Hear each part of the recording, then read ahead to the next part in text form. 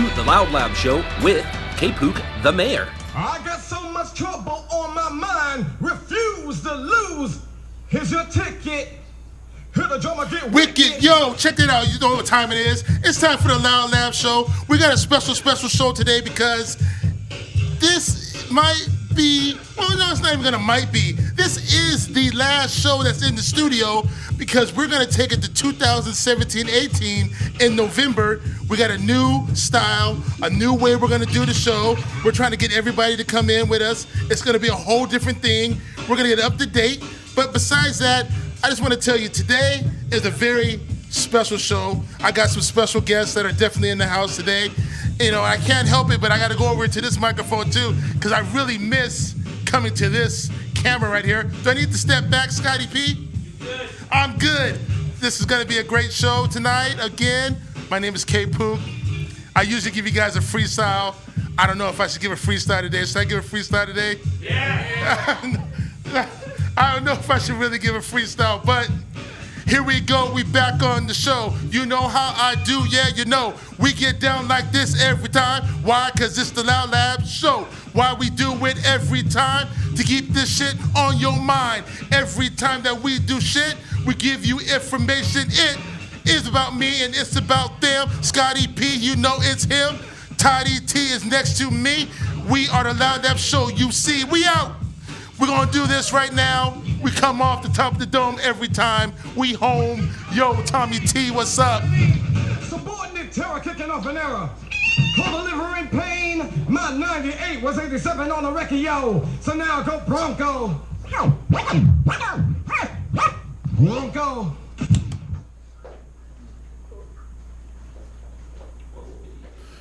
Todd one, what's what the what's going on, man? I faked you out. You went first. You did fake me out, man. I'm always going first. One time I want you to go first. Head fake. Oh, head fake. I like that you have some Raider colors on right now. Yeah, right. They need all the support they can get. You know, Derek Carr is gone, but it says he's already practicing today. Yeah. There's something wrong with him, man. I don't know. That guy, he wants to be a winner. So, last show, studio. Yep. You know, we're fast forwarding into the future. You know, we're just getting there to where it's just going to be live and uncut. You know, if you mess up saying something, we can't clear it up. Mm-hmm. So this is going to be kind of interesting. Dun, dun, dun. Dun, dun, dun. And just cut my words in half. It did. Or not. Maybe not. And the Dodgers are in the playoffs. Well, yeah. They were going to the playoffs since the break. Rocktober. You know, right. It's time. It's a little scary there at the end. Well, the sad thing is, they gave other teams a chance. They let them think that it's possible. Yeah, it's possible. Yeah, anything is possible. But we're playing against the Arizona Diamondbacks, and yeah, I don't really like that. That's not good. That's where it all went downhill, right? Didn't it start? That's where it started. Isn't that where it started? They started the kickoff of beating us, and then everything just went kind of crazy and shady right after that. But you know, I got a hold of some tickets. That's cool. When are you going? Tomorrow. Tomorrow's game. And I called my boy Mike File, and I call him at noon today and tell him, well, first message was, yo, Mike, I got access to some tickets to the game tomorrow. Do you want to come? First of all, let people know where Mike's at. Mike lives in Wyoming, and it is hot. What's the degrees over there, Mike? 24 degrees this morning. It's 24 degrees this morning. Are you knee-high in snow? Not yet. No, but it's just cold. Freezing. So if you spit, it will freeze, just pretty much. Right on your face. So I text him, and then he didn't answer my text back. And then I texted him again, and I said, do you know who's on the mound tomorrow? Yeah, everyone was on the fucking mound. So I put that on there, and then about 15, 20 minutes later, he calls me back. I didn't see these texts. What's going on, man? Oh, shit, man. Damn, I can't make it. Damn. So this is 12 o'clock in the afternoon when I'm telling you this. So he told me, just hold on a minute. It sends me a text that says, hold on a minute. Did you ask anybody else for these tickets yet? I said, no. You know, you're always first. You're first because I know how much you love the Dodgers. And plus, him and I went to, when I got out of the pen, we went to the playoffs. Yep. You guys make a good couple. I like it. I like it. People must think some weird things when they see the two of you sitting This together. is an odd couple right Yeah. I don't know what's an odder couple, you and Brian, or the two of you. Well, if you go on my Facebook page, you'll see a picture of me and Mike, like, hey, we're at the Dodger game. But, you know, I had to call him up and say, we got these tickets, let's go. Are you ready to do this? And he calls me back and says, I'm going to make this happen. This is going to happen. You know, it's snowing out here. I'm supposed to paint. If the wood has I to can't be, paint in the snow. The wood, I checked the wood. The wood percentage is over 11%, so I can't put any paint on the wood. So I guess what? I'm coming to L.A. Coming. Next thing you know, it's 5:30 in the afternoon, and look who's here. Right. Know why? Because he Because of an airplane? Well, maybe I'm leaving on an airplane. It's the I don't Dodger know when love. I'll be back again. Yeah. But the reason why he is here is because his love for the blue crew. L.A. Let's hope Blue. they show up tomorrow. Tomorrow is a very important game. They're all important. Well, yeah, no, goddamn right. They're all important. Greinke will be there in the third game. Yeah. We need to take care of him. Yeah. But this first game with Kershaw is very important. We win this. We win Saturday. I just want to go ahead and go 1, 2, 3, and they're done. Is it 5 series or 7 series? The first one. No. Best of 5. Are they 5? I thought they're all 7 I thought now. they're all 7. Are they all 7 or is it 5? No, I don't They know. all 5? I think it's 7. I don't know. I thought it was all. The wild card might be 5, and the rest of them are 7. No, wild card's 1 game. Wild card's 1. Oh well, shit. What do I know? I Not much. I know you're having a child pretty soon. You know, Oh, dude, that'd be any a good thing. day now. Any day now? Any day now. day Like now. I keep looking at this phone. Like waiting. We were supposed to go to the doctors every Thursday, and I told her I don't think we're going to next Thursdays. Like any day 5? now. Best of 5. Best of 5, first round. Bum, bum, That's bum. 7. We need to win these first 3. Yeah. And just get it over with. Get this headache. Just sweep them all. This sweep fest. Yeah. We need the Leprechaun to do it. The Leprechaun Turner from the 562 area code to do his thing. It's very important. How's A your gig leprechaun doing? from the Mayflower. So you know, tomorrow I get to drive by myself. You passed your tests? I passed all my tests, all my driving tests. It's all good. I passed all the drug tests, everything was great. So tomorrow, the last Monday, Tuesday, and Wednesday, I went out with drivers. So what we basically do is, and first of all, I'm going to say, besides the owner of the building, I'm the second oldest person in there. Because everybody in there the average age in there is 24 years of age. All these young scientists that are in there looking for E. coli and all kinds of stuff. You just said people are looking for shit. Yeah, because we get food from Jack in the Box, In and Out, and when they bring their burgers and all this stuff, they bring them in time because they want to check for the E. coli before they tell the trucks to send them all to the other. So your new job is to go get fast food and bring it to the store? Well, Or not bring just it to the not just fast scientist? food. We do water. We figure out what's going on inside the water. We do all kind of powders, raviolis. Today I picked up raviolis. Like from where? I can't. Like the market? You don't need to say the market, but do they send you to a market to go get this stuff? No, I got to go to the actual company that's the company that makes we got this. That's the purpose of it before it hits the store. Before it hits the stores, like the Jenny Craig, like whoever does all the Jenny Craig stuff. Gotcha. We go hit them. We get food. We get candy. We get everything because it's got to Go be to candy tested. manufacturing? Dude, it's got to. Everything has to be tested. Samples, But right? I found out How many something- samples you get to take? I found out something today, which was very interesting. That we go to Thrifty's ice cream maker, right? So Rite Aid? Thrifty's is gone, but the ice cream is still there. So we go out to go get the ice cream, and they give us all this ice cream, and so everyone gets to pick dibs on the ice cream. If it passes the test, then the ice cream's yours. If it doesn't pass the test, If it doesn't pass the test, You don't want that ice cream. Hey, Kpook, do you want this ice cream right here? This is all yours. You're going to we get as get big ice- as a house. We get ice cream, we get pies, we get all kinds of today we went to Foster Farms. I mean, not Foster Farms, Farmer John's.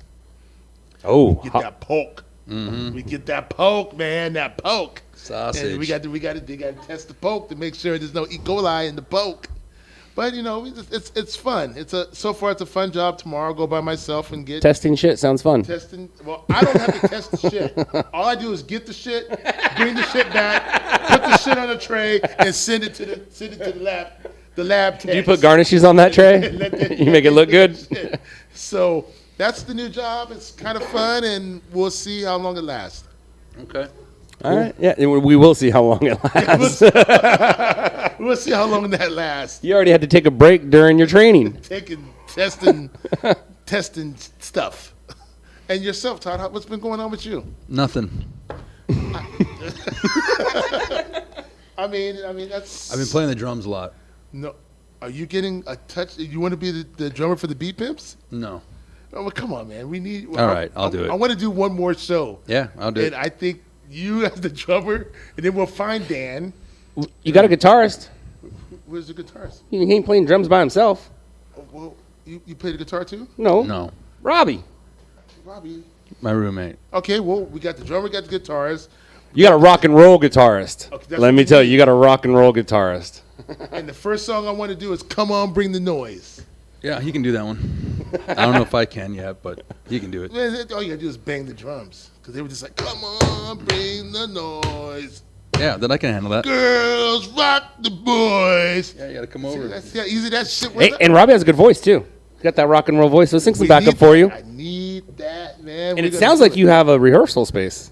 Wherever drums are set up, kind of Wherever sounds there's- like yeah, wherever there's drums, there's. You can't just put drums in an apartment building and just start banging on them. That doesn't work all the time. But today we got some guests. Yep.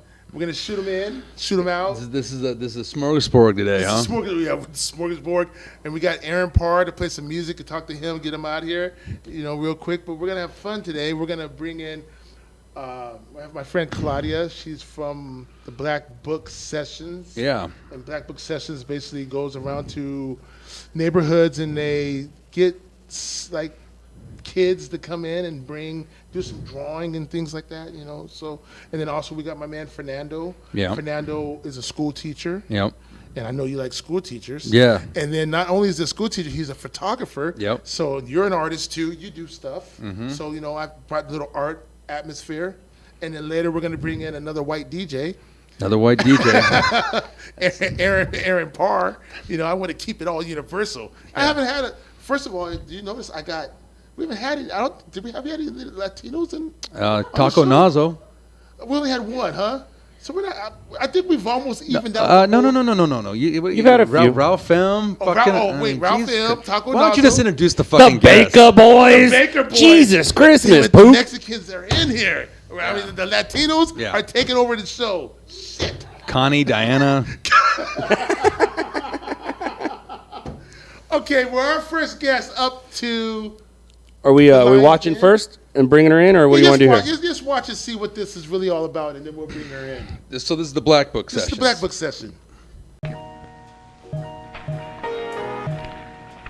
You tell me your name, please. William Lamarck. I would like to ask you to describe me your profession. I'm an artist. Yeah, what is Black Book Session? I was doing a self-expression leadership program. On the last part of the course, their question was, what are things in society or in your community that are bothering you or that you're not at peace with? So the main one for me was kids who are creative but don't have access to supplies or material. And I remember growing up, we were doing graffiti, we were stealing a lot or drawing on paper, and it did what we had to do, we could make it work.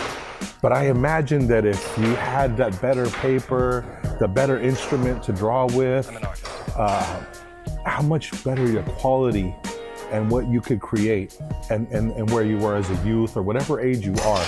At the time I was thinking of younger kids because I thought that when you start young, if we can empower younger people and they don't get discouraged, I believe they're gonna grow stronger as adults.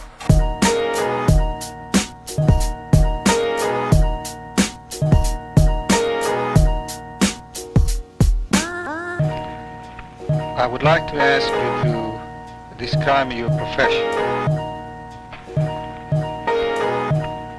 I'm an artist.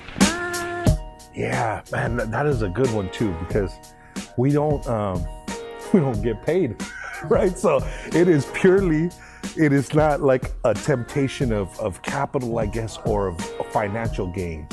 And I'll say, I think it's watching us go to a space where there's nothing, like a blank piece of paper. There's some grass, there's some walls, you know. Who knows where the hell we're gonna be, because sometimes we're inside, sometimes we're outside. And I think it's that, getting there where there's nothing yet, putting up little easy ups, little booth, and you bring your tank, you got your compressor, are hearing the cans rattling and the aerosol going and seeing people sketching. And then the award of the prize. I'd say that the biggest thing is that shift of the winners, their self-confidence. Because I've saw it with parents. Parents have came up crying to us after and said, you know, thank you for, we don't know my child, you know, like I know what they're going through, and I've seen a shift in them, like them light up. And I think even if that was only one kid, all this would be worth it. But it happens multiple times.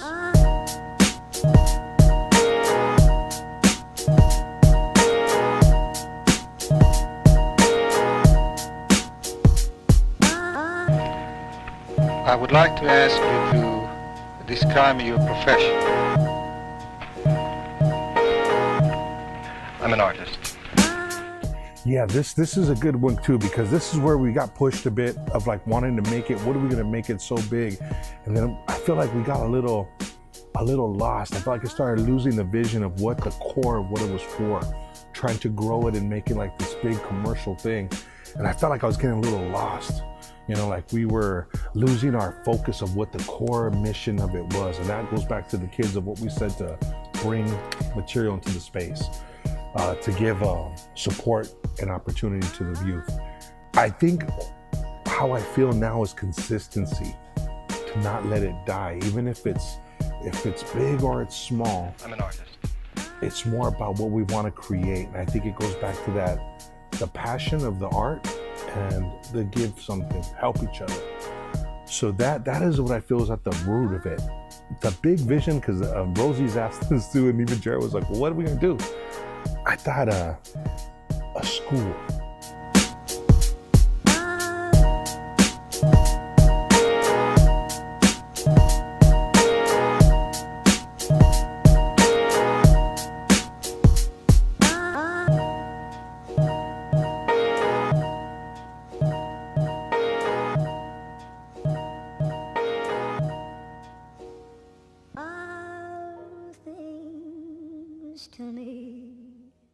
Okay, so let's bring up someone who represents the Black Book Sessions, Miss Claudia Varon.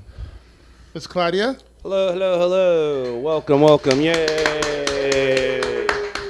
Hi. I'm nervous. Hi. Hi, Claudia. Hello. Hi. Hi, Claudia. I will, you need to grab the microphone, grab it from here, bring it up. You're going to have to Okay. close to you. Is that okay? That'll work right there. Okay. So Claudia, how are you doing? Good, good. It's been a very long time, Yes, he has. and I've been trying to get you on the show for a very long time. I'm sorry. And you were supposed to have some other people here with you, and what happened? One of them work, and the other one is gonna travel tomorrow, so it's okay. Because I know you don't really like speaking, and you No, get I real nervous. don't. I'm usually the background. You're the background person. Yes. But I told you, just come on. We're gonna get over your fears today. And once you do this show with us, then you're gonna be able to speak all the time. Okay. Public speaking 101. One exactly. Help me out. Here we go. Okay, so my first question is, what does Black Book Sessions mean to you? I started volunteering with Black Book Session a few years ago, and I love art. And I saw that most of the events was all about art, and also how the kids can be encouraged about doing art as a career. Because right now, most of the high schools are cutting off on art classes. So See, that's good. We have a guy here from the school, so we Yes. can get more into this. Exactly. So Black Book is mostly about that. It's for those kids not to be discouraged that, you know, there's actually jobs that has to do with art, like animation, like game, you know, like all Game the programming. Yes, game programming, and also galleries, anything. You can. I mean, there's art everywhere. You need to use graphic designers for designing posters, for designing clothes. So we wanted to let them know that there's actually jobs for art and to keep going. So you had told me a while back that you also try to give these kids scholarships? We do. We actually, we're Black Book. We don't have like one community. We go to different communities. Mm-hmm. We have done about 26 events. So we usually do like 2 or 3 a year, and we go to different communities and we do a contest. The art contest is goes by 3 categories of different ages, and the 18 to 24 are eligible to get a scholarship by the end of the year. So we have given a lot of scholarships. Where does the scholarship go to? It goes to either, if they're in school, we pay either. So it's to end it with to an art school or an art college. Exactly, Okay. or it could be for their materials, everything, or like a laptop, anything that they need for them to keep going to school. Yeah. Because, or it could be their loans as well, whatever they have, but for them to keep going to school Right. and going to, you know, to pursue their career as an art or as a teacher or anything that has to do with arts. Just keep on pushing. How long has Black Book been around? It's been around since 2008. 2008. Yes. Wow. So we have done 26 events in different areas of Total LA. since 2008? Yes, and we have given a lot of scholarships, full scholar. In the beginning, we used to give full scholarships, so it was like $10,000 or, or like $9,000. Right now, we give. Do you guys all mainly just is in California? Yeah, and only in California. Southern California, basically, yeah? Yes. We haven't gone yet to like, some people has asked us to go to Vegas, actually, to Vegas, to Texas, to Arizona, to San Diego, but we're honestly, Black Book, it's all the members are volunteers. Yeah. We just do it because we love it, Right, because right. we love art, and we want to give out to the community. So that's why we do it, and we not only just give them the money, we also mentor them. So we have seen these kids grow as an artist, or as a designer, or as an animator, and it's, you know, we mentor them through the whole year Right. of school. Right. So, and how long have you been with the program? I've been with the programs since 3 years now, I think. Yes, and it's. Yeah. Go ahead. No, Finish. and it's been fun. I love going to different communities and learn about that community and see what we can support, you know, when it comes to arts. So how does it work? So do you guys pick like a city, or do you guys pick like a specific school, or how do you? Sometimes they pick us. They reach out to you guys. Oh, Yeah, that's like great. for Okay. example, we just did one in Watts. I've In never Watts? been to Watts. Yeah. It's called Watts. Right? Watts. Yeah, listen. Sorry. Wait, hold on. Watts? Now listen. Watts Wait, or hold on. Watts? Wait. That's Before pretty. we- I like the before way we she get- says it. Before we get started, Claudia is from Colombia. Oh yeah. How do you know Claudia? Are we going there? What story do you want me to tell? Uh, You want me to tell the true story? It's all about TJ. About what? No. What TJ. true story? Tijuana. Yeah, we met in Tijuana. I'm not gonna put you on blast, but No. but one day I went out to Tijuana and I was out hanging out, and I wasn't. Wait a second. Tijuana 15 years ago? Yes. Or Tijuana recently? Because you can't leave the country, No, right? No. This is. This is when I was like 19 Yeah, years old. this is- So this is a long time ago. Yeah. Yeah. All This is a long right. time ago. Okay. And Claudia and I met Claudia. I went to this club in Tijuana, and not on the Strip. No. You went to a strip club in Tijuana? No. Oh, okay. Sorry, just getting Oh my confused. gosh. Just I getting was- confused. Sorry. I was deep in Tijuana. Deep like- into the strip club in like on the Tijuana, other gotcha. side, like We're the other like in the clubs. neighborhood. Where these guys aren't even in there type Right. situation. Right. And I walk in the club, and there's a band that was going to perform, and someone had told me some things about this girl, and I was like, What? What? What kind of things? I was like, okay, you know, so. All right. She's a good dancer, right? No, wait, I met her. Positive things. Some Okay? positive things. So I met her, and then we exchanged numbers. Right. And she worked in the fashion industry, and that's when I was working at American Apparel. Yeah. And we kind of just started networking. And then I started calling her to come. She lived in San Diego. And I started calling her to LA and showing her stuff. And then Actually, the reason why I even came to LA is because of Kpook, to be honest. Because I grew up in San Diego in North County, and Kpook would tell me about LA and everything. I'm like, okay, I never been there. So I go, and this guy would show me like clubs, like 5 clubs in one night. and I told him that he was like the president, because every time we go into a club, it's like he's shaking hands all the time. Yeah. I'm like, That's Pook. what's going on with this guy? He's always shaking hands. I'm like, you're like worse than a president. You're shaking hands all the time. But yeah, so He's the that's mayor. That's the mayor. how I met LA because of Kpook, and I fell in love with LA because of that at the time. And you stayed ever since? Yes, I moved to I've been here almost 12 years, 13 years. when I went to jail, Because of this man? Yeah, because Wow. he's from LA. Wow. I was Look scared at about you. LA Look until- at you. Yeah, I told her when I went to jail, I said, I'll be back in 6 years. he lied to me. 6 years. Yeah, It that was a fib. Yeah. I Is that lied Colombian to her. math? So I lied to her, but when I came back, she found me by accident, and we just started all over again Yeah. right from there. All right. Well, this is about Black Book. Now, Yes. Black Pook. This is not Black Pook, but Right. Black Book. So Claudia, so then how does the Black Book session, like, how does it work? Like, when you guys set up in Watts or whatever city, Oh, do you yes. the category, like, how do the kids get in there, and how does this whole thing work? Okay, so Watts, we got connected with a nonprofit called Peace for Kids, which is a orphan program. What they do is that they can attract the orphans for them to teach them about life and for them to be comfortable with other kids, because it's a little bit hard for them to be in a regular environment, I guess. Sure. And because they go through a lot of things. So that program kind of asked us if we can do an art event. And I was so moved with the organization that we did one in the middle of the year, which we usually only do 2 a year. So we did one with them, and it was really cool. They did like a superhero theme, say, like their hero with them. And then it was a smaller crowd, but it was very interesting. The art was very, what I loved about doing Black Book in different communities is just how the art is different from the community, from each community, and you kind of see what's going on with them, Right.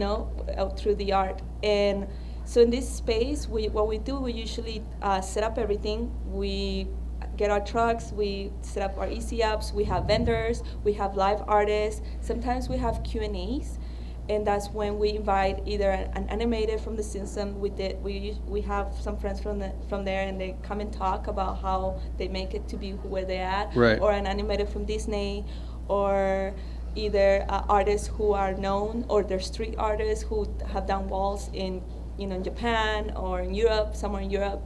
So we kind of tell them to come and kind of mingle with the kids, with the youth, and talk to them about how they made it as an artist. Right. So it's a lot of encouragement. Also, we have the live artists. They usually they paint live, and then the kids come and ask them about their techniques. So it's like a way for them Yeah. to also know how to draw, how to sketch, or to paint. Right. And then we also have the vendors, and the vendors are usually people who have their small business, and they're artists, and they're selling like buttons, they're selling their artwork, shirts, whatever. So it's like a community event. Right. And we also have an arts and crafts for the kids, and we teach them how to do. That's what I was, because we were watching your videos, so like when the artists, like, like graffiti artists and muralists and all that Yeah. stuff, and so they get involved with the kids? They let them Yes. touch all their cans Yes. and get going on We stuff? have walls, chalk walls, and we ask them what inspires you, and they can, do whatever. It's basically art everywhere. Do you guys ever go to like into schools and paint at schools, like, and design schools and and beautify like schools No. in the city? We have done only like more of a non-profits. Uh-huh. They ask us to do walls, or certain communities events, or we either teach, like we teach our art XLA, that's as a nonprofit here, or they ask us to teach them how to use like a program or something like that. We have done like events where either mural or one of the volunteers actually can go and teach into different schools or other nonprofits. Yeah. Yes. But That's it's really mostly cool. about Are art. you an artist? Do you like? You know what? I do and I don't. I love art and I support it, but I'm a little bit shy about like the art that I do. What kind of art do you like to mess around with? Abstract. Abstract. All right. Yes, but mural and Stephanie, who was one of the ones who won Black Book in the beginning, she now internship in the company that we work, and now she's a designer. So I mean, like I said, we not only like, okay, here's the money, we actually talk to them and we mentor them through whatever they're going through. Because some of the kids, they come with family that the parents don't support art at all. Right. Because most They want you to just get a job, Yes. work, whatever it is, but my Exactly. passion is art. Yes, and they don't have that support, and support is very important, for them to reach to their goals. So we do all that as well. We're just not like. Do you hey, find some parents though are supportive when they come down and they and when you guys are involved with some the? do and some don't. Really? Like we get different. Depending on our community, we get some parents that they really like what we do, and some parents that they kind of just don't. You don't see them in the kids' events at all, or even when we give them the check. Some Wow. of them don't support that. Yeah, but That like sucks. like last year, 2 years ago, we gave 2 scholarships to 2 girls from Boyle Heights. One of the girls, the dad was literally saying, "I don't want," like she went to an art school to be an art teacher, and the dad say, "I'm not gonna support you." She's paying her loans by herself because the dad will not support her. So things like that, like. We get interview, like by the end, how we choose the scholarship, we give them an interview, and we get to know them, to see their status, to see where they're at, and what they want to do. So we do an interview, and then that's how much we base on how much money we can give them. Right. So You kind of find which ones are the neediest and like Yes. which ones are really Yes. passionate about the what they Exactly. want to do, and Exactly. that's cool. So they write like an essay, and so we kind of like get to know what the history and their story is, and it's really sad. Some of the essays are like, sometimes I cry because I'm like, this is art, this is something they can do. Right? I imagine they're pouring their hearts out in these essays. Yes, they do. And once we meet them, they tell us a background, their stories and everything. Some of them come from the family of artists, and they do like, they're vendors at different shows, and they see the struggle that their parents have. So they want to do something more, like get a diploma or either do a school or do their own nonprofit. So it's really, really, really interesting, like what the kids want to do, and the way they express themselves, and also the support that they need. And a lot of kids need a lot of support right now. Do you guys have any more events this year before the year's over with? Yes, we have one in San Bernardino. We got the Art Institute asked us to do an event there, the Art Institute of California, which is in Inland, the one. And so we're going to do it in November 18. Our events are usually on Saturday. It's from 12 to 6 p.m. And it's like a family event. There's food, there's art, there's music. We usually do live music as well. And there's going to be a lot of live, And like, Black Book takes care of that, or does the Art Institute also help you guys kind the of? Art Institute also help us. There's Yeah. sometimes they can either put a fashion show or whatever they want to do. They want to promote, and they help us promote to get the kids to get to the Right. contents. That's cool. That's the most important thing. Yeah, so they can kind of combine, it's like a dual platform, so they can kind of promote what they're doing at their institute, and then plus you guys get to promote and show off what you guys do and provide. Exactly. Ah, So right. it's a hand in hand. Yeah. We help each other, and that's what we So mostly do. my question to you is, how can people outside that's watching this, or how can they donate to help the students? How do you guys get the money for the students? We get the money by donations. Okay. Everything is donation. It could be either materials like hat or something, because what we do like prize packs. So when the kids enter, we give them like whatever donation we receive from other companies. It could be a hat, it could be a pencil, it could be a book. We do get sponsored by Art Supplies Warehouse. So they help us for the other prices, the big prices for our contents. Oh, one thing that I want to mention is also we get first, second, and third prizes. So not only that, for all the different categories. So all the kids walk out with a gift. Somebody's walking out with something, so Yeah, nobody's with something, with brushes, with Art material. supplies. Is it a cash prize? You guys No, just but supplies. Oh, It's it's all that's art all. Yeah, supplies. cool. Any for them to Canvases, keep going. paint, Exactly. We brushes. give them that. So That's awesome. So most of our sponsorship is either by donations. We have the website, Black Book Sections, or we either do events. We also do like our events during the first of the month at Roxanne's, and I can get donations from there. I sell the T-shirts, the Black Book T-shirts, or we get the Black Book hats. So mostly like that. We just do like events. You guys are hustling. Yeah, I mean whatever we can get. So all the money literally goes back to the kids. Awesome. And we try to have a budget for each event, so we can work it out with everyone else, whoever invite us into their community. All right, well, Claudia, thank you. Thank you. See how easy that was? How do you feel now? You did really well. You did great. Thank you guys. Thank you for the So opportunity. let's get some .coms and some websites Yes, and Instagrams. We have an Instagram, Black Book Sessions. We also have Facebook, Black Book World or Black Book Sessions. And then we have a YouTube as well, Black Book Sessions, which you can see some of the things that we do. And then we have a Twitter, so you can follow us anywhere. So don't take this the wrong way when I say this, Todd, because I know you're going to think I'm racist. What? How would I think you were racist? Black people can't be racist. How in the world could I think Claudia, you were you racist? can, just in case, because I know when we do this and we're going to give it to you. So if there's anything you want to say in Spanish, you are more than welcome to go ahead and. What? We're gonna do the whole thing over again. Say everything you Not just said in everything, Spanish. but we want this whole show in Spanish right now. You want this? I know. No, I'm so Kpook. racist. I know, Kpook. Get over there, DJ. I know, thank you. Claudia, Gracias. thank you I'll very go much click for everything. everything. Thank you, Claudia, for coming Thank you so too. much. All right. Thank you. You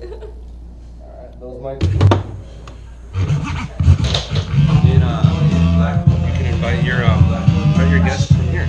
You guys all go sit down together. Turn the music off and then, see what I'm saying?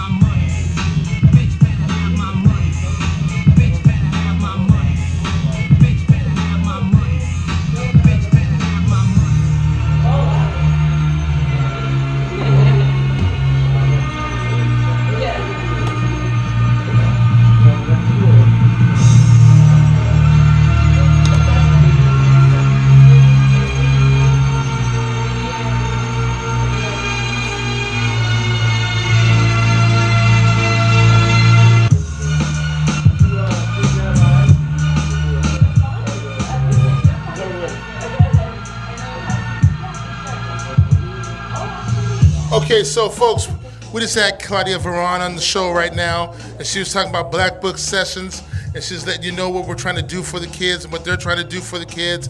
And she talked about a subject where art is disappearing from the schools. But my next guest is a teacher at a school in the LA district.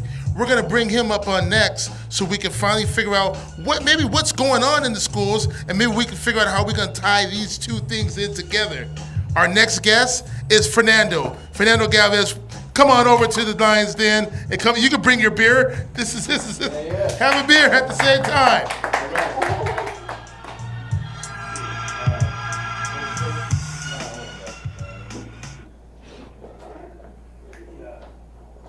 Hello. Fernando. Well, let's just He had his jump own back. song and everything. Let's jump into that real quick. Can you tap onto that, jump onto that last thing we were talking about, Fernando? Like, because you're a school teacher, Kpook was saying, you teach, what, 5th grade? 5th grade. So do you find that that's what's good? You mean they're doing lots of budget cuts in the arts department, right? Oh, yeah. And it's an easy target. It's something that sometimes is not data-driven. And let's say someone's expression, someone's extension of personality is really treated on the wayside, and they want test scores high stakes. They're rolling out programs where in reality, education is changing, and you can sense corporate behavior, and you can just smell it. Yeah. I can. It's already. Yeah. So it's. Can you say what school you teach at? Of course. I'm at Kingsley Elementary, which is an amazing public school.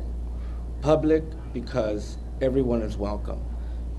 Special ed, gifted, autistic, and you're treated as if You have departments for all those like special ed kids. Yeah, Oh yeah, and you can't turn anyone away. And if we're gonna talk about like versus charter, I'm not advocating or denying charter, behavior, but there is a tendency to select only certain people in charter. So you don't really service the whole gamut. You only service certain people. kind of isolate a community. Of course, right? Yeah. Of course. The autonomy of spending your money and budgeting is a little more freer in charter. In public, you're sometimes mandated to purchase certain programs, which is to service everyone. So. But when they say they're cutting programs, are they honestly like going, there is no more art class? Oh man. Is that what you mean by that? That there is no more art class? But there's an iPad class though, right? Yeah, and that was a scheme. So if you look at the way top-heavy decision-making is happening, obviously the arts are first to go. But such hypocrisy is when they come to your school and they want to see this humanities higher level experience when it's really about kind of like, test scores. Right. Well, how long have you been at school? How long have you been a teacher? I want to say I started. So I got my master's and teaching credential at Cal State LA. I did it really early. I think I did like 23 years old. Mm-hmm. Went straight to the outskirts of Mexico City for 3 years, Cuernavaca, Morelos, and basically just kind of want to like find myself. At the same time teaching first grade in rural Mexico. Wow. Ooh. So that was So that you started your teaching career in Mexico? Yeah. Outside of Mexico City? Yeah. Wow. And how long did you teach there for? 3 years. 3 years. 3 years. And that was exciting because I'm trying to find myself. Like I already know I'm going to go back to LA. And so I did that really cool, I cross-cultural experience. But you said go back, Fernando. Were you born in California?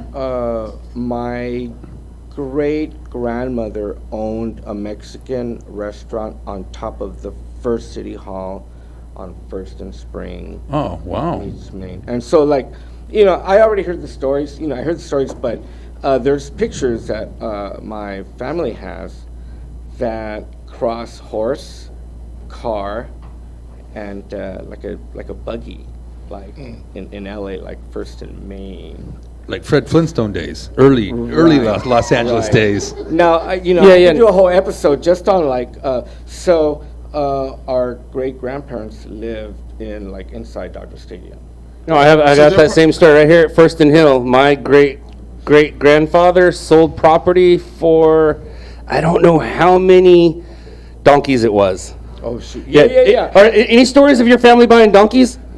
Because you might have bought it from my great-grandfather at First and Hill. That Bunker, Bunker is Hill now. My family owned property there now, and just to think and believe that. Like, he sold donkeys. He sold, I think it was like a dozen donkeys for that. Right. So, like, my dad's still alive. He's 90,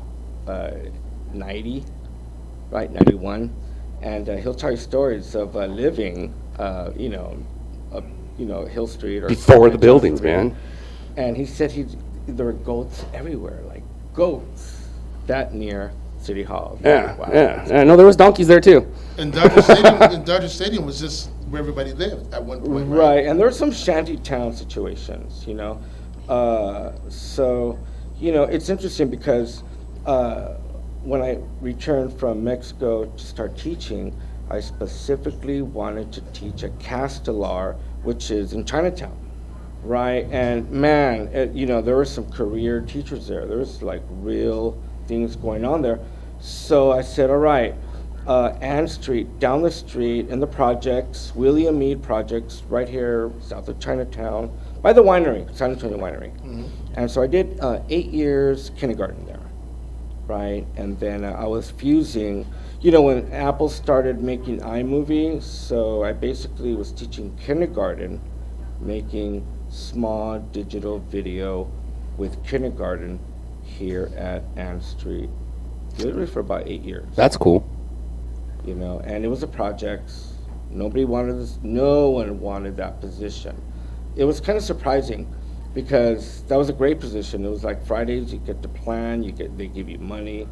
So I got to like curate like a curriculum where I can take them into Union Station and draw. And then we'd go to Olvera Street and take pictures.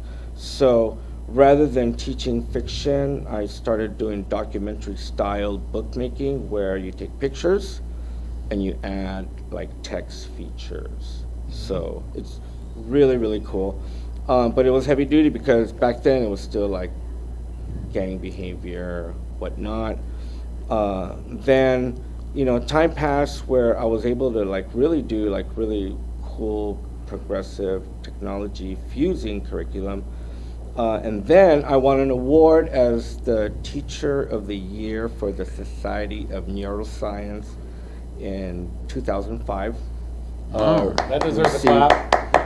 Cool, thank you, yeah. So basically received this award through NIH, and it was cool because you know that at the 35,000 member conference, only 8 people carry a yellow ribbon.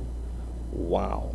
Mm-hmm. And I felt like you, like right out of thousands, we've been kind of tapped on the shoulder. Right. Because there's a lot of teachers in LA. The LA County District is where you work for, right? Right, LA Unified School District. It's huge, but for some strange reason they just lose everything. They're losing everything. They're taking everything. It's been targeted and weakened, but I think and it's a highly political juggling, where within the inside are other motives, invisible money. Like for instance, our current president is about to be sentenced to prison for a certain. No. The president of the school. President of the school district. His first year. I thought he meant Trump because he could have been right. He could have known something we don't know. And it's hard to talk about it, because. Are you allowed to talk about it? Exactly. Right. Okay, Fernando, let me ask you this then. What the school system? Okay, kids getting out without being able to read, iPads that don't work. Where's the problem? Why is the LA Unified School District the parents? Why do we have the lowest test grades? Poor attendance. What's the main? What do you think? I know you're just when you were fifth graders, but what do you see the main problem in the school systems these days are? Well, again, being in that situation where I actually do have to observe and make decisions as far as like grading and whatnot, and right off the bat, there's a disparity, with just coming from background behavior or background knowledge. There's some kids who, and even like, for instance, East Hollywood is such a unique location. The school is on Santa Monica. It used to be the old bowling alley where they filmed the Big Lebowski. Yeah, Hollywood Bowl. Hollywood Bowl, and they knocked it down, built a school. So I went from Ann Street to Kingsley, but at the same time, if you observe it and try to answer some of those complex questions, what happened? Where are we going? And a lot of it is actually quite positive in this urban situation where you have Armenians, Thai, Russian, and there is a pocket of Oaxaca community where it's so, sometimes the programs that advocate for dual language, 2 languages, Yeah. in 5th grade, not only are they like video making, they're actually scoring in a weird way better than English. Wow. So are you saying that you think the language barrier is kind of but some of the kids that are from different countries Okay, so like for instance, where I'm at, it's unique because there are English only sometimes could be a second generation.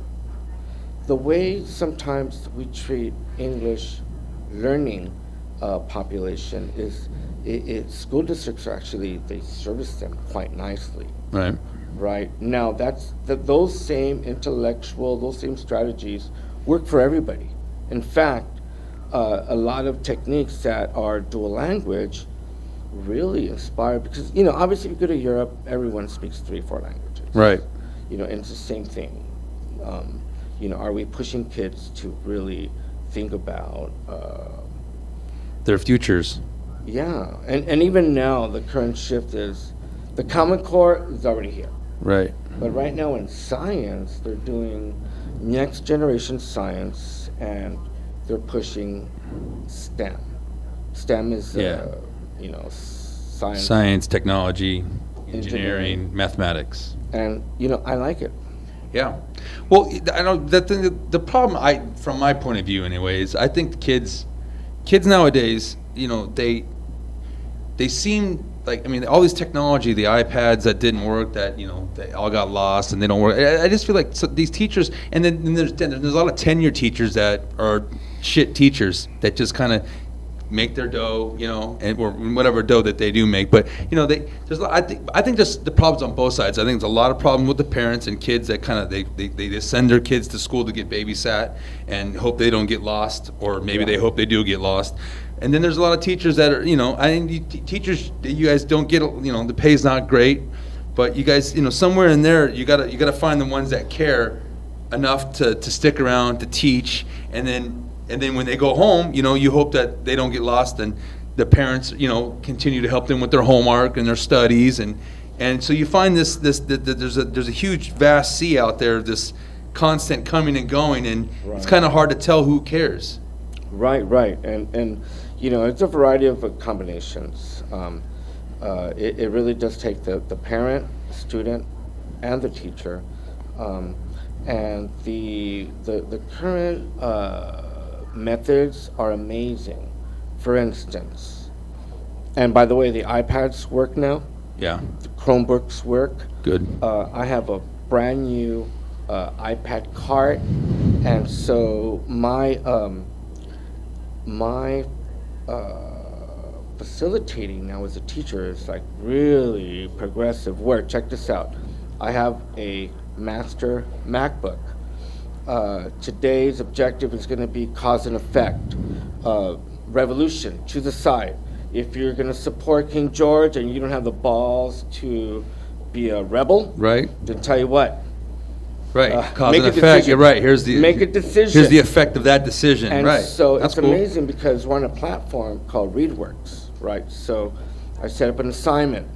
Throughout this assignment on my MacBook, I'm like, hey, Frank, I know you're on question 2, and he got it wrong because I could tell. Right. Hey, think about it. Go back. Oh wow, that's cool. So you can see when you ask questions and down, you can tell what kids are typing in and say, "Oh, Frank, you got it wrong," and then you can isolate him and pick him out to help him kind of get Exactly. them right. Wow, that's really cool. Exactly. And there's a side feature where you tap, and a space opens up for annotation. And so I don't expect. So you can write notes down and everything that you can keep. Yeah, so you don't put them on blast during the day or whatever. Yeah, you can go back and see what. Yeah, that's really cool. Yeah, school's a way different platform than it was when we were all in school. They don't even teach cursive anymore. Cursive's gone, right? Right. Okay. So and so I have an issue with that because, it hurts. It hurts now. Because no one's used to writing. No one's doing it. Yeah. However, if you want to come to my class and eat breakfast, and you want to hang out, because I have Fernando teach you some side shit. No. We're keyboarding, baby. Yeah. Don't start playing games over here. And there are games that look like video games, but they're actually keyboarding. Learn how to keyboard. Nice. So I mean, that's an interesting push. Yeah, I got a few kids in school, and when I heard I'll have a few soon. But when I heard that they're teaching coding, then they don't teach cursive anymore. It's like school be changing, Kpook. Yeah. So I have 2 questions for you.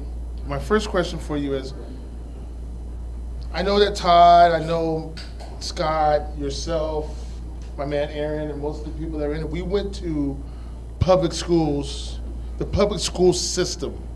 I started private.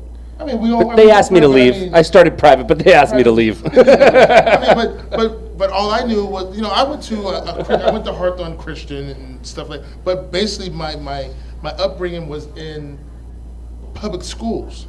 So, what is the difference right now? Because why is everyone paying? Like, I'm talking to parents, and they're like, "Well, I gotta pay $1,000 a month for this kid to go." So they can tell their friends that they're paying that money. Some of it has to do with. Is there really a big difference of going to these paid schools compared to going to public schools? You know what? But for instance, and it's just an opinion, I'll bet you one of the best elementary schools probably in the country is in Koreatown. Public or private? Public.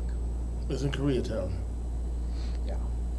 And for what? What's the reason? Just where education's going. Just the way that there's an undercurrent, and a lot of times the unique experience of having a multicultural environment is such a push that if you grow up in some kind of homogenous environment, tell you what, private, you are not going to adapt. Either travel, how to speak to people, how to socialize, how to be sensitive and empathetic to other people's lifestyle, behavior, customs. Yeah. They look different. Are you really going to treat them like the jock? So it's about right now looking at STEM careers. Because you know what, everybody's saying, oh, you got to go to college 4 years. You know what, tell you what, that's whack already, right? If you could pull it off on your own already, you don't really need that piece of paper. For instance, math requirement, it's still 2 years. When in the... When are you going to use that math? When are you going to use that math? Because I'll tell you what, that's a waste of time. It's not what it used to be. Right. My field trips with my students, or our previous field trip, was to this battleship during Fleet Week in Long Beach. And tell you what, they said, you know what, have at it. These kids were running on top of tanks, Hummers. They got to use, I was like, wait, you can't just let, they're like, no. I was like, wow, this field trip was so interactive. And then I was able to take some really cool pictures where the director of our area saw these pictures and said, "Can I have these pictures? I need these pictures." I want 8 kids climbing on a tank. But Fernando, just real quick, I used that argument with Mr. Brenner. Like, when am I going to use this math? When I was in school, I used that, and he told me just to sit outside. So no, okay. Just sit outside. However, in the that hallway. same kid So could that be argument, the very first one that could hack that free iPad. That sure, went around. right now now we're raising hackers. Yeah, algebra's not so important. Coding and hacking is. That's the way of the world. Here's my next question is, we're gonna get off the little school, the teacher subject. So you're a photographer also. You do that as a hobby, or what's up with that? Well, the main thing is going into teaching was like, hey, you know what? I want to continue to stay in the community, and kind of like obviously I wanted to make a difference. However, have an opinion and prove with evidence. Have a point of view and know that you could authentically support your standpoint, whatever standpoint you might be coming from, as long as you could, speak in public, be able to read, write, know how to listen, speak, right? So fusing that with technology, and I've been doing that for about 18 years now. Where can we find your pictures at? Let everybody know. So I have an Instagram, and then throughout I've been following bands for the past 30 years. Not everybody. There's a couple of people that I really still enjoy, follow. A couple years, St. Patrick's, I've been able to do the Pogues out of Ireland. Those guys are a blast. Every other St. Patrick's, they come to New York. I'm like, they hit me up and they're like, dude, come down. It's like, wow, this is amazing. Wow, so you've been taking photos of the Pogues? Yeah. For how long? I don't know, about 15 years. Wow. I don't know about 15. Pogues they're a solid old school. Yeah, they're a good band, man. We went to Mexico just recently, and Mexico City, right? Yeah. And he took some wonderful pictures. I saw those pictures. Yeah, if you go to my Instagram, that's basically what I do: travel, food, beer, but mainly also Scream at 5th graders. Yeah, and they get a lot of consumer behavior that I'm kind of familiar with, so that makes me have to kind of be on my awareness, like what games out there, what movies out there, what's, just to kind of stay abreast on some of their Gotta be on their level. Yeah, but I feel it's a consumer behavior. It's like, fuck. So it's Fernando Galvez photo. Instagram, anywhere else besides Instagram? Facebook, and I have a couple of online albums. I've been doing a mariachi scene where I've done a couple of album covers for Susie Garcia. Recently, she produced a show at the Ford on KCET, which will be out really soon, and I had the honor of being able to get the cover for her production, which is really awesome. Just very be careful. And those guys, and that's basically kind of around the time, 99. How'd you guys meet? Let's. I gotta ask that. Ask that of all of it. How'd you guys meet? At a Very Be Careful concert. At a Very Be Careful. I thought you were gonna say very be careful with your answer. That's what he was gonna say. A Very Be Careful concert. I was outside and it was at the Bob Baker? The Bob Baker puppeteer place, and he was there. I happened to come out. He was buying a drink, him and his friend, and I come out, and he said, "Hey, it's something about you. Something you got about this you. glow. You got It's this called the thing." smile. And then I told him. I sat there and I told There's him an my aura. story. I said, "Man, I just got released by the president. I'm by the president. That's why you think I'm smiling. Why you think I'm smiling?" And he was like, And he started calling everybody, hey, check this guy out. He's got a story. Listen to the story. But you know what? I want to say about a half hour later, I was like, where's your dreads? Yeah, you remembered. He remembered. Where's your Raider helmet? Raider helmet. He remembered from back in the day. So it's a good thing. But Fernando and I have been real good friends. He's been on my journey taking pictures. You know, Fernando, we're leaving this place, so we would like us three to have a personal, well, we want a nice personal picture with everyone that's here, but us three, we need a nice personal picture. Is there any way you can give us a personal picture so you can put it on your Instagram and be like, of course. The Loud Lab Show? Yeah, of course, man. Of course. The Loud Lab Show. The Loud Lab The Loud Lab Show. The Loud Lab Show. All right, Fernando, well, thank you very, very Thank you, sir. much. Thank you, Fernando, for coming in. Thank you. All right. Thank you very much. All right, turn that mic off, Did mic you off, give mic all off. where he can find where he can be found and everything? Yes, we did that. We did that. Okay. Fernando, thank you very much. So, you can go play some music. Well, actually, Aaron's gonna play some music. All right.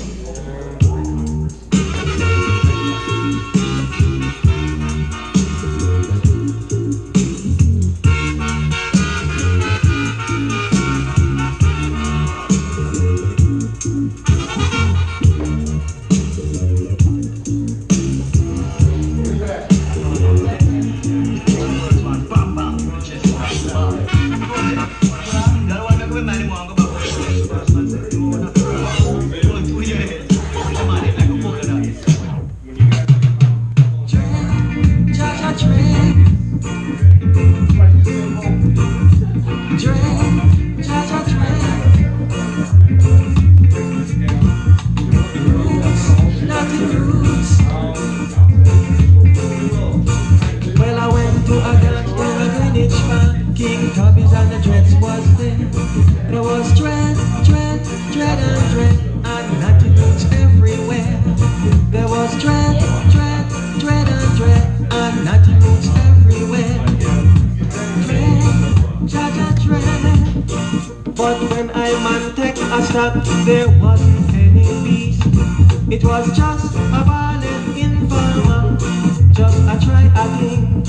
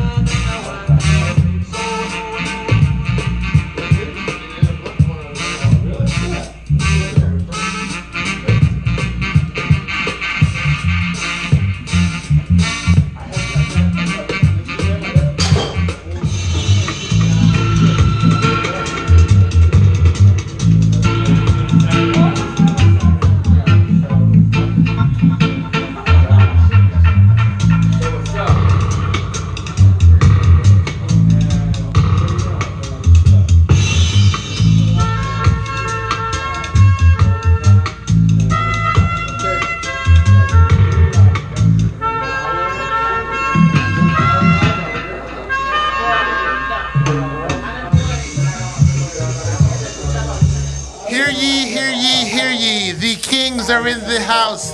Rastafari. Check this out. We got the one and only Aaron Paar in the house tonight at the Loud Labs show. And we're going to get a little interview with them because I've been waiting to do this for a while. We're going to sit you down in the Lion's Den chair, and then we're going to bring you back over here, and we're going to end the show. But we want to know a little bit about you. Is that okay? All right, so let's go ahead and do this right now. Let's make this happen.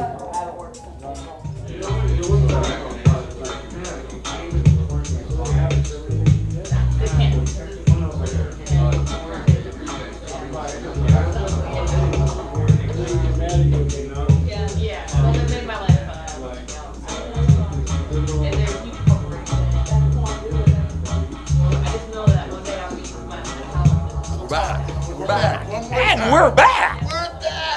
We're going to start saying that a lot soon. We are. With the new live shows, we're going to be saying that. We're going to be doing breaking news. So, 3 guests, 1 show, get them in, get them out. Welcome to the new flow. To the new It's like, format. it's like a start of a dirty joke. First of all, 3 guests, 1 show. All walk into a bar. and then see what happens. You know what happens? Netflix. That's what happens. So first thing I'm going to say is,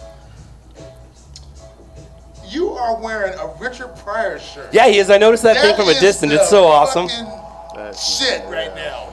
I mean, it gets no better than Richard Pryor in a LOUDLABS hat. To me, he's the greatest of all time, a comedian. It's like, you know, how you have, you know, the greatest boxer, Muhammad Ali, greatest hip hop producer. You think Pryor's the greatest of all I think time? he's the greatest of all time. Yeah? Man. Yeah. You like him? All spectrums. Yeah, you know his stand-up. You know when he went to do the JoJo dancer, and you know explains how he set himself. I mean, when that whole bit, he gets up there and he does explains the whole thing, how he started smoking crack, and he caught himself on fire. That those like the honesty out of Richard Pryor was always the best, right? I mean, that's what it's all about. The records too. Like you know, I used to listen to the records. That nigga's crazy.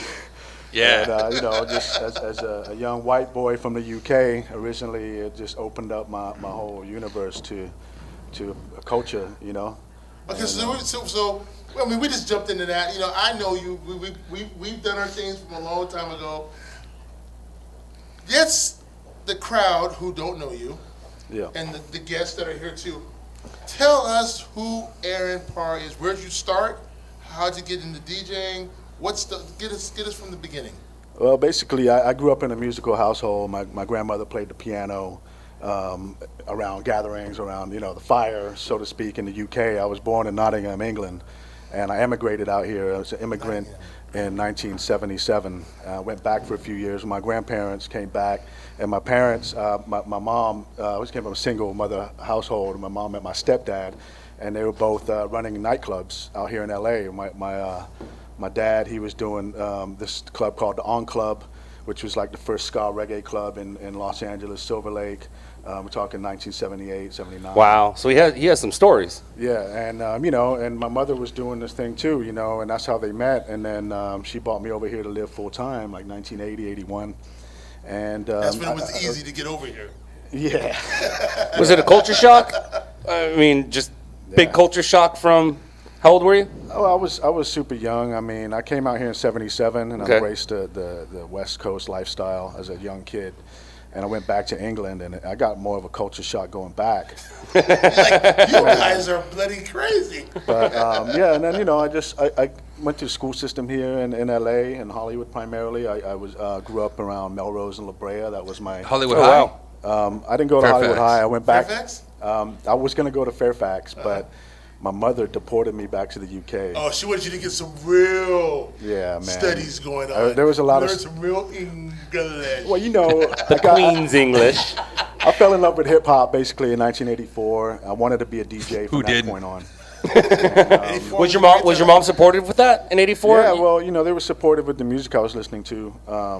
They couldn't buy me a DJ setup that I wanted, so I had to like pretty much wait for another 4 or 5 years to get my own setup. So when you were going to school in England, were you like thinking like, were you coming back to America in summertime, your summer breaks? Yeah, I was, man. Yeah, I was working out here and hanging out with my buddies out here, and then I was going back to school out there. Yeah. And when you were in school, were you just sitting at the table going, I just want to get back to LA? Yeah, man, every day. I already knew what I wanted to do, man. Every day, man. And you know, like I wanted to fall right into the whole culture of DJing and making music. And, that's I have one more silly question. Can I ask you one more silly question? Yeah, of course.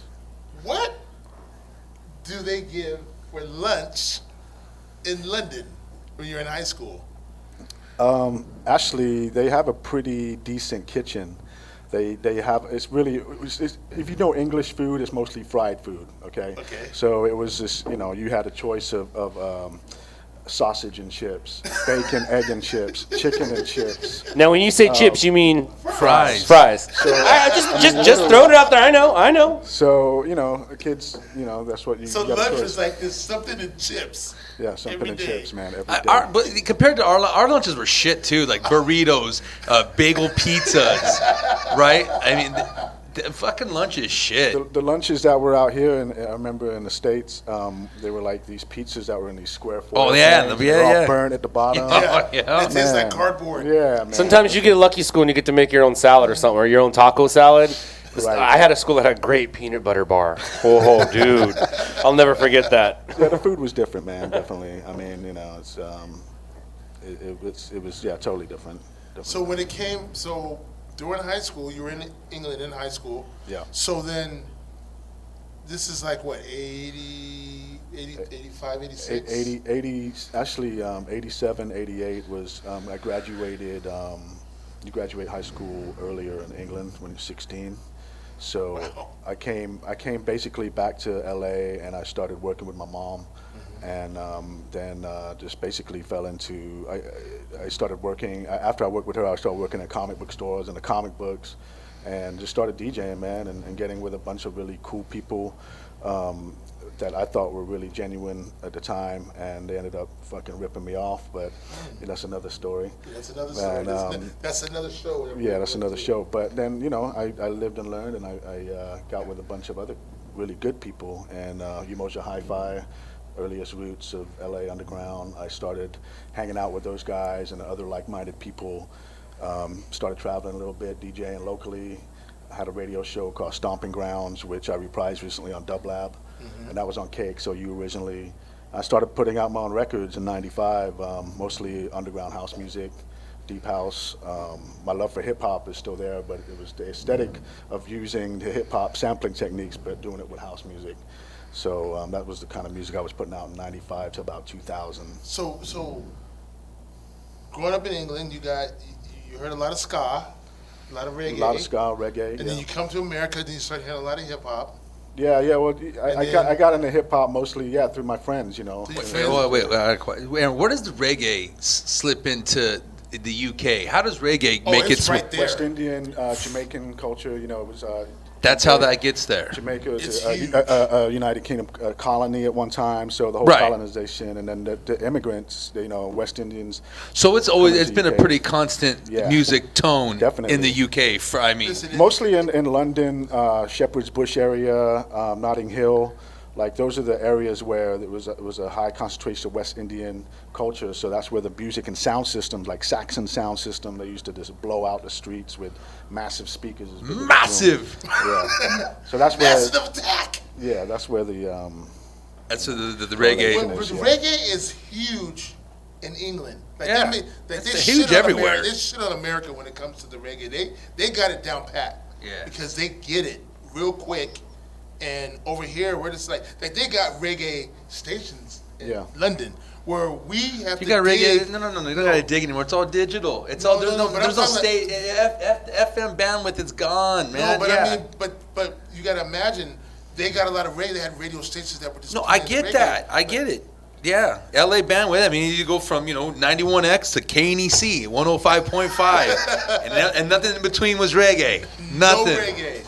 I think the only maybe place Richard Blake would play something. No, the only place you would hear reggae in LA was on like college stations. KXOU, other stations or some flashback. He used to have a little thing. On Sundays. For some reason, the Lord's Day is reggae day. Right, a lot of Bob Marley and Dennis Brown, a lot of the standards and stuff. But if you wanted to hear like the real kind of more underground root sound, you had to kind of know somebody or get a tape or.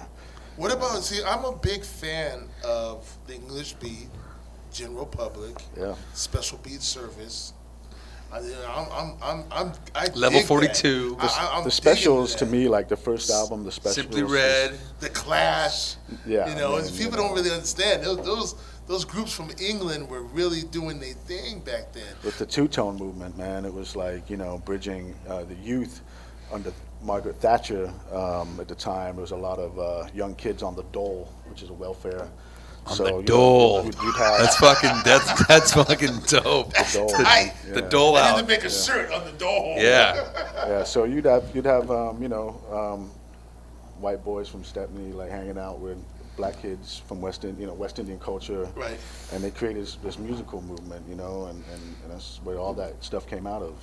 So when you were growing up, in England, was there a lot of racism between the blacks and the English? Well, when I was going to school out there, it was primarily in the area I lived. I didn't live in the city. I lived out in the country. My grandparents lived out more in the Midlands area, which was like Leicestershire area. So around that area, it was primarily Anglo-Saxons and you had Indian, like East Indian. You know, that was probably like, you know, more prevalent where I lived. You know, there was a couple black kids that were in the town, but there wasn't. Just like Downey. Just like Downey. Yeah, I mean, you know, black kids in the town. In the town, but you know, the household I was used to was from my parents here in LA, which was a mixed bag of everything. Right. Yeah, you're pretty cultured. I mean, swinging back and forth from the States, going back and forth to the UK, man. You're probably bringing all kinds of knowledge and back to the UK, saying, "Oh, I saw this, I heard that." Yeah, I was kind of like a little tastemaker, right? Dude, back in. Say all your style shit. You got to be wearing it this way.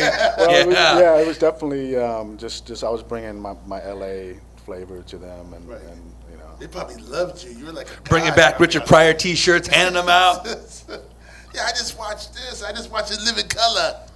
I mean, basketball. I used to play basketball here, so when I went back there, I was like the best player. Oh, you were doing all kind of shit. I was Showtime. Laker, Showtime. I was doing no look passes. They didn't know what the hell was going on, man. You're like and this is before like cable and satellite and YouTube, so nobody saw that stuff on. People were like, "What the fuck is he doing?" Yeah, it was. He's the best basketball player. That was ever. probably like my. Put him in the Olympics. Moment, hey, Aaron, I gotta ask right now. So you've been sitting here chatting with us for like 15, 20 minutes now, and I noticed your accent is it broken down since you've been here so long? Yeah, I mean, have you given you're kind of given it the slip? It's a hybrid, man. You know, like it's definitely a hybrid. Because you don't have. I mean, it's not even. You know what I mean? It's not like that crazy Hockney, and it's not like. It's hard to. I mean, you couldn't narrow it down to where it is. Right. Right, yeah, that's what I'm saying. And it's like, are you American from the East Coast, or are you over here? Or are you? Now, does that happen because you're just around Yeah, American? people try to figure it out, you know, and I always laugh because they never really do. Right, no, the whole time you're hearing on it, what the fuck is this guy? Just feel like you're just a white boy from fucking town here. You know, but you're not. I mean, you are, but. So Daz is from England too, right? Yeah, he's from England too. He came over here later as a kid. I think he came over here more when he was a teenager. Right. As opposed to me, I was here since I was 3 or 4. So his accent is still, you hear his accent more. I got to get DJ Daz. You got to get Daz's accent. He's in my, he's a co-member of my crew, Umoja Hi-Fi. But he has some. What's your crew? Umoja Hi-Fi? Umoja Hi-Fi. Umoja Hi-Fi. So basically, 7 of us and DJ crew. Yeah, DJ crew. What do you guys? What do you play? What's your? Well, we just did our 25-year anniversary. Which was oh wow! Incredible. Kpook was there. Yeah, it was established in '92. I didn't become a member till much later, like actually 6-7 years ago. But I've known the guys since the early days. So DJ Dash, Cockney O'Dyer, DJ Tomas, DJ June, Mona Lisa, Culture D. We have some satellite members. One in Bali named Stevie G, and B Love is also in San Francisco. So we have a few members in the crew. And yeah, man, it's. Do you guys play gigs like all together and do full sets, or you guys? We just did one the 25-year, but usually the core members in LA, which is 4 or 5 of us, usually have most of the gigs together.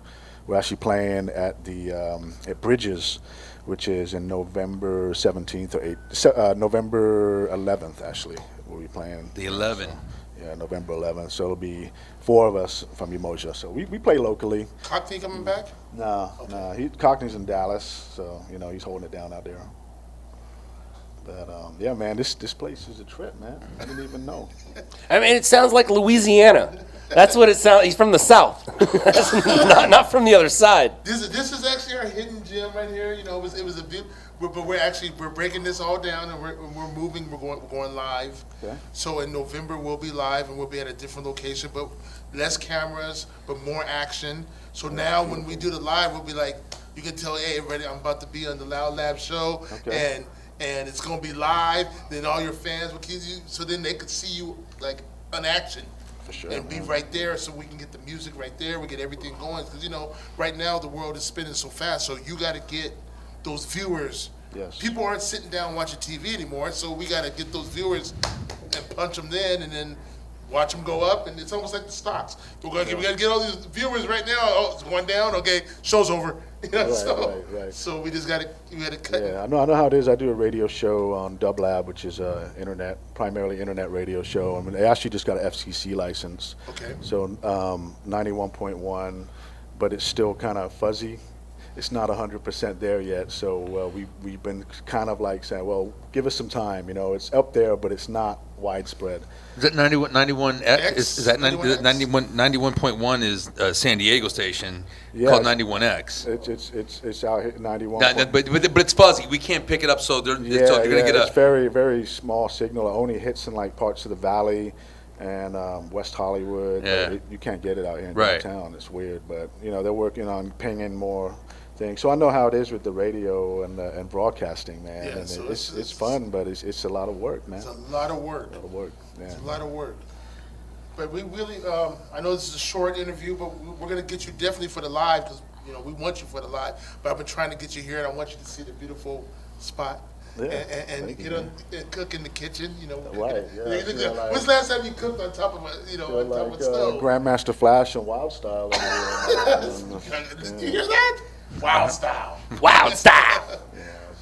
Yeah, thanks for having me. I bought a bunch of reggae and dub stuff today, some 45s, stuff I haven't played in a while, so I thought I'd share it with you all. That sounds cool. That's why I wanted to ask you. You know, the reggae, the influx here. It's good. It's good we hear that. Something different. I don't know. And not only are you not hearing it from a brother with dreadlocks, you're hearing it from a guy from England, from across the A white dude from everywhere. Right, across the pond.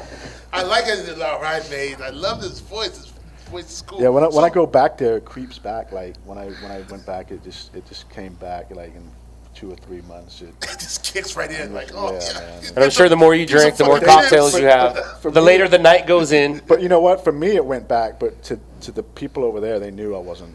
You're not a local anymore. Like, where the fuck are you from?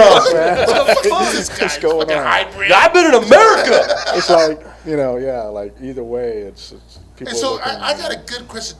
Is the beer in England warm, or at room temperature, or is it cold? Well, yeah, the barreling system over there for like most of the ales and bitters, it's usually better to be like of a room temperature. It's stored cool in a cool basement or in a cellar, but it's not cold. You know, lagers on the other hand, they serve cold out there. Okay. So that's like the light, like a Stella or a Heineken. Yeah, because I remember I met this cat from across the pond, and he told me, "Nah, man, you're drinking your Guinness wrong. You got to drink your Guinness at room temperature." Yeah, you're drinking Guinness. Guinness. That's what's wrong. You guys have had Guinness. It has that sort of like. I've had a Guinness. Yeah, that's what I'm saying. You're drinking Guinness is just wrong. That's it. Now you were done. Yeah, that's it. Wow. It's a meal in a can, man. Well, my favorite beer of all time right now is Boddington's. Mine's the one in my hand. Well, try right? Black and Tan. Whatever beer's in your hand is the best beer at all times. Yeah. The Black and Tan is the Boddingtons and the Guinness, and half. It's really ace, man. Ace drink. Yeah. Okay, well, can you help us out and help the world out and tell us how everyone can get in touch with you, your next gig, everything that's going on with you? And I don't know about the next gig. No one's going to see this for like 3 weeks. Okay, or like a regular. Well, we do know that he's going to be at Bridges. Well, okay, that's that. But also, I have a monthly party that I do called Black Gold, which is in Venice at the Del Monte Townhouse, which is more like up-tempo, soulful dance music, house and disco, garage dance music. And then I also do a monthly with C- called Rock Hard, and that's at the Bronson Bar, and that's every third Wednesday. We do every second Wednesday. Bronson. To the Bronson Bar, that's just, we play rock all night, but hard, like more on the heavier side. So you'll hear some Motley Crue with some Danzig, with some food. Oh, you chopped that all up? Yeah, we put wow. we put it all together. All right. Man. Yeah. Todd might have to stop by. Digging that. Man, you guys, it's really a dope night. We bring in like DVDs that we want. They have them on the big screen, so we'll have some like mindfuck type shit going while you're listening to some Ozzy or some Pantera. And that's at the Bronson Bar? Yes. I mean, third Wednesday. That's right. And how do people get a hold of you? Well, you can find me on the social medias, Instagram, DJ Aaron Paar. That's DJ Aaron Paar. Same on the Facebook, Aaron Paar. And on Twitter, I'm under DJ Destroyer, which I was formerly known as. I had a stint under DJ Destroyer for about 10 years. And then you scrapped that handle? Yeah, I scrapped it. And then now where are we at? What's the handle now? DJ Pryor. DJ Aaron Paar? DJ Aaron Paar, All back to basics, man. It's DJ Richard Pryor. DJ Pryor. Hey, man. Richard Pryor, man, he's one of my favorites, man. And I saw this shirt in Vegas like 8 years ago, and I had to snag it. Yeah, I had to get it. Maybe we play some Richard Pryor stand-up while we're DJing at the Bronson Bar there. You know what? That's a I good think I idea. have I might have Subtitles. some Richard Yep. Pryor in that bag right there, if I'm not mistaken. Well, would you like to get on? Would you like for our last cooking in the kitchen? Would you like to go ahead and get in the kitchen Sure, and do your thing? Be much obliged. Okay, man. Let's do this. Okay, folks. So this last cooking in the kitchen is with my man Aaron Paar. This is an incredible thing right here. What a great day it will be when God's shall be free. Over by It shall be a time of eternal day. Hello, hi, and thank you for watching the Loud Lab Show. Before Kpook says goodbye, I'm going to say a couple things. Hey everybody, Todd and I are going to be on a show called Shot in the Dark on Netflix. Make sure to watch it. It should be showing up sometimes in November. Yeah, Netflix. Should be exciting. It's cameras following me and that guy and some other people. Should be a good time. Can't wait to get into the live studio. Thank you all for watching, the tens of hundreds of you that have. I appreciate it. And the new live show will be different. We're going to have live updates, news updates, change the format a little bit, a little more music. Yep. Breaking down this studio tonight, like starting now. Scotty, here we go.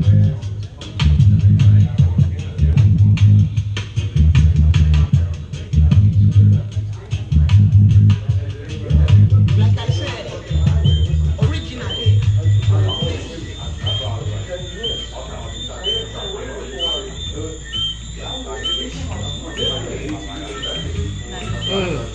This is the song. Oh yeah, this is the version right here. This is a great one. Great one to end with.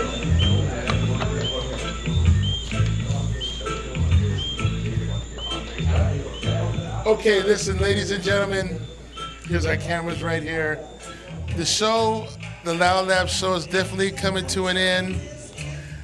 It was a fun journey to watch you guys watch us. We're going live in November to get ready for 2018. I just want to give a very special thanks to Aaron Paar coming here and blessing us with this reggae tunes and some dub. Thank you very much. You're welcome. It's a pleasure being here. We'll have to do it again, man. Thanks for having me. No, we're gonna do it again. Don't worry. It's gonna be the takeover. And I want to thank Claudia and Black Book for definitely coming.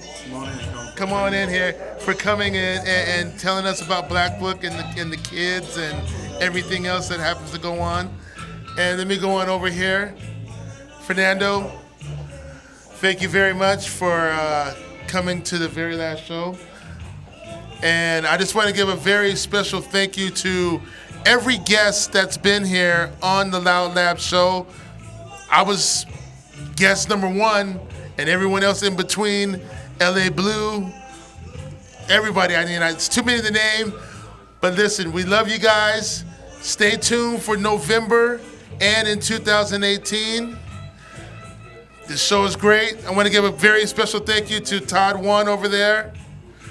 Producer Scotty. We're going live! We're going live. New and improved. I'm going to miss this spot, but I'm going to love the new spot. So what I usually do at the end of all these shows, I usually like to say peace and soul because of Don Cornelius. But this time, I'm just going to say goodbye. Goodbye. See you later.